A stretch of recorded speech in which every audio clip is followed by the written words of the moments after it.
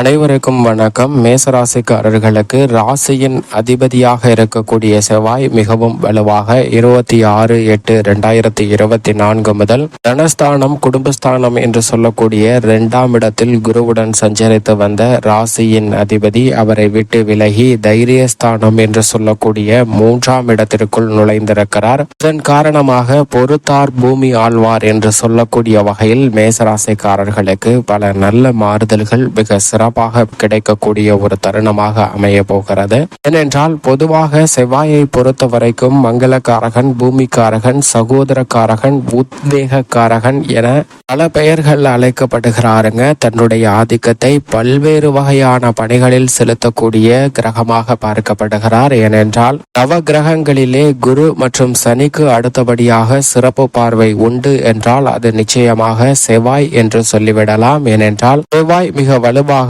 6, 9, 10 ஆகிய இடங்களை இந்த பெயர்ச்சியில் பார்க்க போகிறாருங்க. இது மேசராசிக்காரர்களுக்கு நல்ல பலனை நிறைந்து கொடுக்கக்கூடிய இடங்களாக பார்க்கப்படுகிறது. ஏனென்றால் பொதுவாக ராசியின் அதிபதியான செவ்வாய் வீரத்தை விளைநிலமாக கொண்டவராக பார்க்கப்படுகிறார். யாராலும் முடியாது பயந்து ஒதுங்கக்கூடிய விஷயங்களை கூட துணிச்சலுடனும் தைரியத்துடனும் செய்வதற்கான ஆற்றல் மிக வலுவாக கொடுக்கக்கூடிய ஒரே கிரகமாக பார்க்கப்படுகிறவர் நிச்சயமாக செவ்வாய் மட்டும்தான். அப்படிப்பட்டவர் ராசியின் அதிபதியாகவும் அஷ்டமாதிபதியாகவும் மேசராசிக்காரர்களுக்கு திகழ்கிறாருங்க. அவர் தற்போது 3ஆம் இடம் என்று சொல்லக்கூடிய சகாயஸ்தானம், தைரியஸ்தானம், வெற்றிக்கு உரித்தான 3ஆம் இடத்தில் அமர்வது மிக பெரிய அளவில் வரவேற்கத்தக்க ஒரு சிறந்த அமைப்பாக பார்க்கப்படுகிறது. அது மட்டுமல்லாது பொதுவாகவே செவ்வாயை பொறுத்த வரைக்கும் 3, 6, 11 ஆகிய இடங்களில் அபரிவிதமான வளர்ச்சியை அள்ளி கொடுப்பாருங்க. அதில் ஒரு இடமான 6ஆம்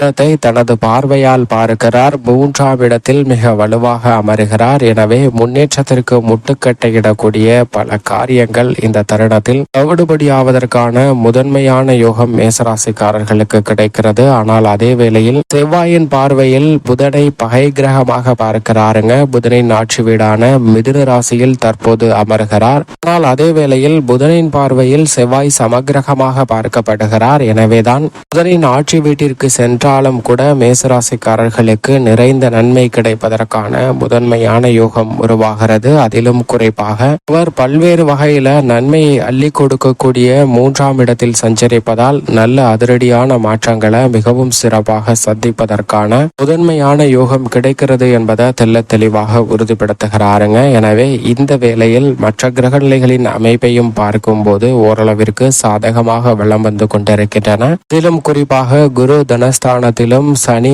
லாபஸ்தானமாகிய 11, பூனரோக சத்ருஸ்தானமாகிய 6 கேதுவும் சஞ்சரிப்பது பல்வகையில அதிரடியான மாற்றங்களை ஏற்படுத்தி கொடுக்கக்கூடிய சிறந்த அமைப்பாக நிச்சயம் பார்க்கப்படுகிறது. அதோடு மட்டுமல்லாது செவ்வாய் தனது சிறப்பு பார்வையை 6, 9 மற்றும் 10 ஆகிய இடங்களில் செலுத்துகிறாருங்க. ரூணரோக சத்ருஸ்தானத்தை அபரிவிதமாக தனது சுகஸ்தான பார்வையாக 4ஆம் பார்வையாக பார்க்கிறார். எனவே பல்வேறு வகையான கடன் சார்ந்த தொல்லைகள் இந்த தருணத்தில் விலகும். நெருங்கிய உறவினர்களிடம் ஏற்பட்ட மன வருத்தம், சங்கடம் மறையக்கூடிய வகையிலும் ஒற்றுமை பிறக்கக்கூடிய வகையிலும் நல்ல மாறுதலை வலுவாக சந்திப்பதற்கான யோகம் நிச்சயமாக கிடைக்கிறது. சப்தம பார்வையால் பாக்கியஸ்தானமாகிய 9ஆம் இடத்தை பார்க்கிறாருங்க.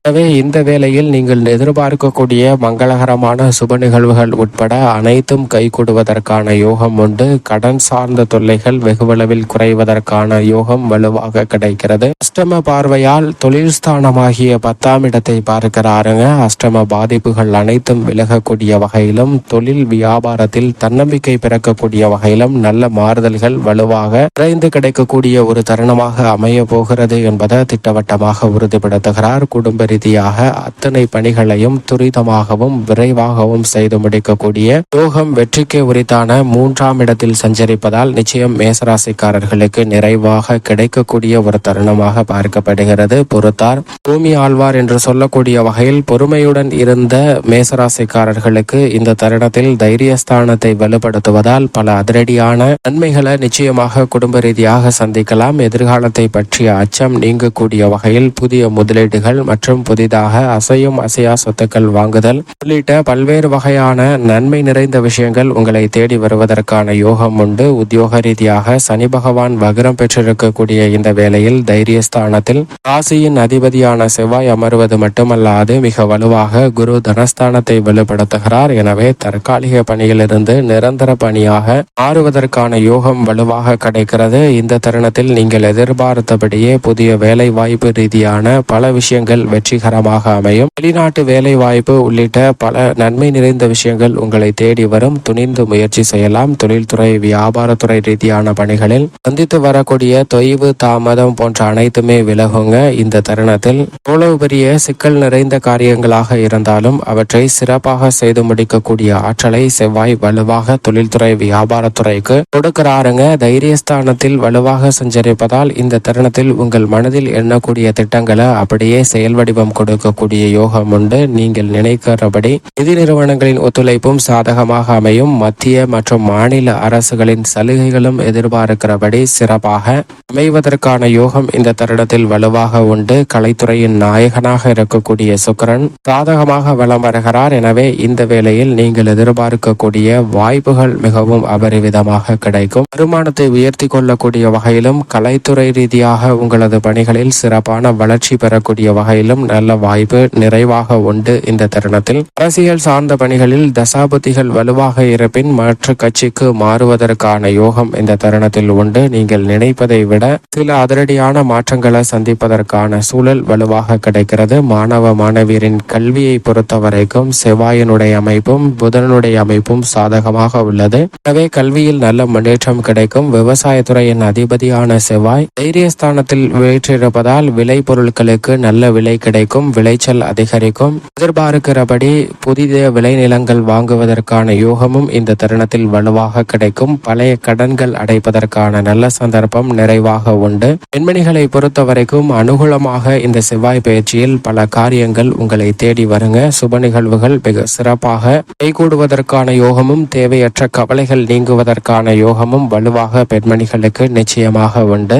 மேலும் பெண்மணிகளை பொறுத்தவரைக்கும் தேவையற்ற சிந்தனைகளை தவிர்த்து ஆக்கப்பூர்வமான செயல்பாடுகளில் ஈடுபடுவதற்கான முதன்மையான யோகம் வலுவாக கிடைக்கிறது. பொதுவாக செவ்வாயை பொறுத்தவரைக்கும் அத்தனை விதமான பணிகளையும் தைரியஸ்தானமாகிய 3 சஞ்சரிப்பதால் உங்களுக்கு வெற்றிகரமாக மாற்றி கொடுக்கிறார். எனவே நம்பிக்கை அதிகரிக்கக்கூடிய வகையிலும் பல்வேறு வகையான பொருளாதார ரீதியான முன்னேற்ற வாய்ப்புகள் மிகவும் சிறப்பாக இந்த வேளையில் நிச்சயமாக மேசராசிக்காரர்களுக்கு நிறைவாக கிடைப்பதற்கான யோகம் உண்டு. மேலும் சாதகமாக மாற்றிக்கொள்ள நிச்சயமாக மேசராசிக்காரர்கள் இந்த தருணத்தில் செவ்வாயின் ஆதிக்கம் கொண்ட செவ்வாய்க்கிழமை விரதமிருந்து அருகாமையில் உள்ள முருகப்பெருமாள் ஆலயம் சென்று தீபமேற்றி வழிபாடு செய்யுங்கள். தங்களுடைய வாழ்வில் சந்திக்கக்கூடிய அத்தனை விதமான தடைகளும் சிரமங்களும் விலகி நல்ல முன்னேற்றம் நிறைவாக பெறுவதற்கான யோகம் நிச்சயமாக கிடைக்கும் மேசராசிக்காரர்களுக்கு. இது மட்டுமல்லாது பொறுத்தார் பூமி ஆழ்வார் என்று சொல்லக்கூடிய வகையில் தைரியஸ்தானத்தில் நுழைந்திருக்கக்கூடிய ராசியின் அதிபதியின் அமைப்பால் அனைத்து காரியங்களிலும் நீண்ட நாள் எதிர்பார்க்கக்கூடிய நல்ல வெற்றி வாய்ப்புகள் நிச்சயமாக உங்களை தேடி வரும் மேசராசிக்காரர்களுக்கு.